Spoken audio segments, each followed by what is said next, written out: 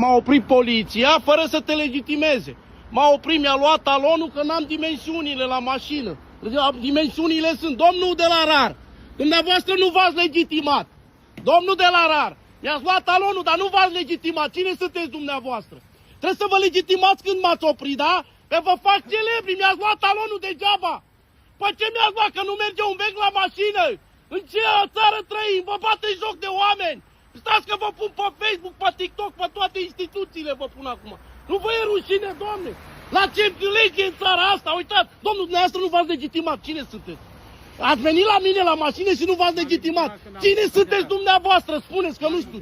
Nu v-ați legitimat. Vă pun pe TikTok, pe Facebook, pe v-ați bătut joc de mine, luați talonul la mașină, am 2 copii. Pe ce bază? Pe anvelopele sunt conforme, vă arăt eu acum. Bă, vă pun pe TikTok, domnul dragă, dumneavoastră ați zis să nu mă dau jos din mașină. Ce sunteți, domnule, aici? Faceți ură de rasă, ce e aici? Vă bate joc de oameni, domnul! Îmi iau documentele, nu e bine ce ați făcut! Vă fac celebru, spuneți și mie cum vă cheamă, domnul! Că n-ați spus! Domnule, n-ați spus! Când ați venit, ați zis de unde am luat permisul! De la Galați l-am luat! Nu v-ați prezentat, domnul! Să știți că nu v-ați prezentat! La că vă pun eu acum! Lasă-mă că-i pun pe Facebook, pe TikTok, își bate joc de oameni! Își bate joc de oameni! Domnul inspector! Nu mai vorbiți cum vă numiți! Domnul inspector, cum vă numiți?